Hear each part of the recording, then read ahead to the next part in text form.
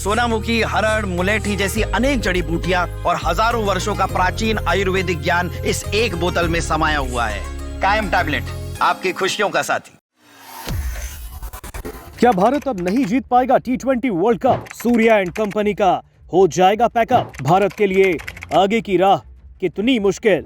22 फरवरी का दिन, ये वो दिन है जब भारत के तमाम नागरिकों को एक बहुत बड़ा झटका लगा। ये झटका कोई छोटा मोटा झटका नहीं था। आप इससे ही समझ सकते हैं कि T20 वर्ल्ड कप जीतने का ख्वाब भारत के लिए आगे ख्वाब रह सकता है। जी हाँ, अहमदाबाद का नरेंद्र मोदी स्टेडियम दर्शकों से खचाखच भरा था। भारत अब तक T20 वर्ल्ड कप के सारे मुकाबले जीतता आया था, फिर चाहे मुकाबले भारत में रहे हों या फिर श्रीलंका में पाकिस्तान के खिलाफ।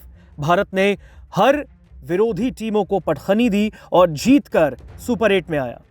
लेकिन सुपर 8 के मुकाबले में ही दक्षिण अफ्रीका ने भारत को असली पिक्चर से रूबरू करवा दिया। शायद भारत के गेंदबाजों को भी इस बात का इल्म नहीं था कि साउथ अफ्रीका के बल्लेबाज उनके गेंदों को स्टेडियम के चारों तरफ पहुंचा देंगे। कोई भी बॉलर ने बॉल डाली हो, साउथ अफ्रीका के उन बल्लेबाजों ने एक बेखौफ बल्लेबाजी दिखाई। और इस बल्लेबाजी में अगर साउथ अफ्रीका का जिक्र किया जाए तो नाम सबसे पहले उभर कर आएगा डेविड मिलर का, क्योंकि डेविड मिलर ने ऐसे वक्त पर पारी संभाली जब साउथ अफ्रीका ऊपर के बल्लेबाजी के क्रम धड़ाधड़ गिर रहे थे। लेकिन फिर डेविड मिलर ने एक बेहतरीन पारी खेली, जिसके बाद साउथ अफ्रीका ने भारत को एक बड़ा स्कोर का लक्ष्य दे दिया। आपको बता दें, टीम इंडिया ने T20 वर्ल्ड कप में लगातार 12 मैचों में जीत दर्ज की और इस दौरान टीम इंडिया ने 2024 में 17 साल के लंबे इंतजार के बाद T20 वर्ल्ड कप का खिताब जीता था और उस वक्त उनके सामने यही दक्षिण अफ्रीका की टीम थी। लेकिन 22 फरवरी को दक्षिण अफ्रीका के खिलाफ टीम इंडिया ने इतना खराब खेल दिखाया कि T20 वर्ल्ड कप के इतिहास में रनों के हिसाब से उसके हिस्से सबसे बड़ी हार देखने को मिली है। 20 ओवर में दक्षिण अफ्रीका ने भारत को 188 रन का लक्ष्य दिया, लेकिन होम ग्राउंड पर करीब हजारों दर्शकों के सामने टीम इंडिया 111 रन बनाकर ऑल आउट हो गई और उसके हिस्से 76 रन से हार आई है। भारत के कप्तान सूर्य कुमार यादव ने मैच के बाद इस बात को कबूल किया कि उनकी टीम तो बल्लेबाजी करते हुए पावर प्ले में ही मुकाबले से बाहर हो गई थी और इससे पहले T20 वर्ल्ड कप में भारतीय टीम को 50 रन से ज्यादा के अंतर में कभी हार का सामना नहीं करना पड़ा। भारतीय टीम ने भले ही ग्रुप स्टेज के सभी चारों मुकाबले जीते, लेकिन अब इस एक हार ने टीम इंडिया की कई कमियां उजागर कर दी हैं और इसके साथ एक आईना भी दिखाया, जिससे मालूम होता है कि फेवरेट के टैग के बावजूद टूर्नामेंट में उसके लिए आगे का सफर बहुत मुश्किल वाला होने वाला है। शुरुआत करते हैं बल्लेबाज के शीर्ष क्रम से। ओपनिंग में अभिषेक शर्मा, ईशान किशन और संजू सैमसन जैसे विकल्प होने के बावजूद भारतीय टीम को बीते 10 मैचों में 50 रन की एक भी ओपनिंग साझेदारी नसीब नहीं हुई।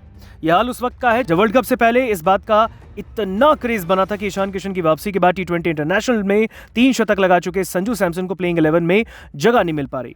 भारतीय क्रिकेट का भविष्य माने जा रहे शुभमन गिल तो टीम के 15 खिलाड़ियों में भी नहीं आ पाए, लेकिन सुपर 8 में आते आते भारतीय ओपनर्स को लेकर सवाल उठने लगे, क्योंकि दूसरे ओपनर अभिषेक शर्मा 3 मैचों में 0 के बाद दक्षिण अफ्रीका के खिलाफ किसी तरीके से अपना खाता खोल चुके थे, लेकिन 15 रन से ज्यादा अभिषेक बल्लेबाजी नहीं कर पाए। मानो अभिषेक शायद बल्लेबाजी करना ही भूल गए हो। ओपनिंग के अलावा इस वर्ल्ड कप के दौरान भारत के नंबर 3 का हाल, यानी मिडिल ऑर्डर बैट्समैन, उनका भी हाल कुछ ऐसा ही है। शायद T20 वर्ल्ड कप में इंडियन टीम को विराट कोहली की कमी महसूस हो रही होगी। ग्रुप स्टेज के दौरान जब तिलक वर्मा के बल्ले से 4 मैचों में महज 120 के स्ट्राइक रेट से 106 रन निकले तो टीम में उनके होने पर सवाल उठने लगे। शनिवार को मैच से एक दिन पहले सूर्य कुमार यादव से प्रेस वार्ता में तिलक वर्मा के फॉर्म पर सवाल किया गया और इसके जवाब में सूर्या ने कहा, तिलक वर्मा की क्षमता पर आखिर कैसे शक किया जा सकता है। लेकिन साउथ अफ्रीका के खिलाफ तिलक वर्मा 2 गेंद पर 1 रन बनाकर सीधा पवेलियन गए और पारी की शुरुआत 7 गेंद में 2 विकेट गिरने की वजह से टीम इंडिया को वापसी करने का मौका ही नहीं मिला। वैसे तो टीम इंडिया की बल्लेबाजी का फ्लॉप शो टूर्नामेंट में अमेरिका के खिलाफ पहले मैच में सामने आ गया था, जब भारत ने 77 रन पर ही 6 विकेट गंवाए थे। लेकिन उस मैच में भारत के कप्तान सूर्य कुमार यादव ने कप्तानी पारी खेली और 49 गेंदों पर 84 रन की नाबाद पारी खेलकर भारतीय टीम को 29 रन से जीत दिलाई। लेकिन इस पारी के बाद सूर्या भी रन बनाते हुए काफी जद्दोजहद कर रहे हैं और इस टूर्नामेंट में उन्होंने 5 मैचों में सिर्फ 180 रन बनाए, लेकिन इस दौरान उनका स्ट्राइक रेट 127 का रहा है। ये T20 इंटरनेशनल में उनके ओवरऑल 162 के स्ट्राइक रेट से काफी कम है। सूर्या के इस तरीके से धीमी बल्लेबाजी करना यह भी दिखाता है कि टॉप ऑर्डर का नाकाम होना किस तरह से भारतीय बैटिंग लाइनअप को प्रेशर में डाल रहा है। स्पिन के खिलाफ लगातार संघर्ष करते भारतीय बल्लेबाजों की ये कमजोरी दक्षिण अफ्रीका के खिलाफ और भी खुलकर सामने आ गई, जब 15वें ओवर में केशव महाराज ने 3 बल्लेबाजों को सीधा पवेलियन वापस भेजा। भारत के पूर्व तेज गेंदबाज इरफान पठान भी कहते हैं कि वर्ल्ड कप के दौरान भारतीय बल्लेबाजी संघर्ष कर रही है, काफी जद्दोजहद कर रही है। उन्होंने सोशल मीडिया प्लेटफॉर्म एक्स पर पोस्ट किया, भारत का प्रदर्शन बेहद निराशाजनक रहा है। भारतीय बल्लेबाजों के संघर्ष को साउथ अफ्रीका के गेंदबाजों ने एक्सपोज किया है। भारतीय बैटिंग लाइनअप वर्ल्ड कप के दौरान अपनी लय नहीं तलाश पा रही। हालांकि इस दौरान कप्तान के फैसले पर भी सवाल उठ रहे हैं। दक्षिण अफ्रीका के खिलाफ इस हार के बाद सूर्या के फैसलों पर सवाल उठे। सबसे बड़ा सवाल तो इस बात का, आखिर वाइस कैप्टन होने के बावजूद अक्षर पटेल को बाहर क्यों रखा गया। इसके अलावा जिस और एक बात की सबसे ज्यादा चर्चा थी वो ये कि भारत के टॉप 6 में से 5 बल्लेबाजों को लेफ्ट हैंडर होना। मैच के दौरान कमेंट्री पैनल के सदस्यों ने इसे टीम इंडिया की बहुत खराब रणनीति बताया है।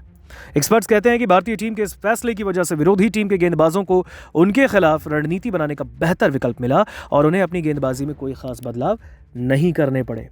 सवाल इस बात का भी कि जब जसप्रीत बुमराह ने अपने शुरुआती 2 ओवर में 2 विकेट झटके दक्षिण अफ्रीका को बैकफुट पर ला दिया तो उन्हें दोबारा गेंदबाजी लाने के लिए इतना लंबा इंतजार क्यों करना पड़ा। मैच के बाद कप्तान सूर्या ने कहा, हमने 21 रन पर उनके 3 बल्लेबाजों को पवेलियन भेजकर अच्छी शुरुआत की थी, लेकिन 7 से 15 ओवर के बीच उन्होंने अच्छी बल्लेबाजी की है। अब सबसे बड़ा सवाल है सेमीफाइनल की राह आखिर कितनी मुश्किल है, क्योंकि टीम इंडिया पर अब दबाव इस बात का है कि वो सुपर 8 के अगले दोनों मुकाबले न केवल जीतें बल्कि बेहतर रन रेट के हिसाब से जीतें।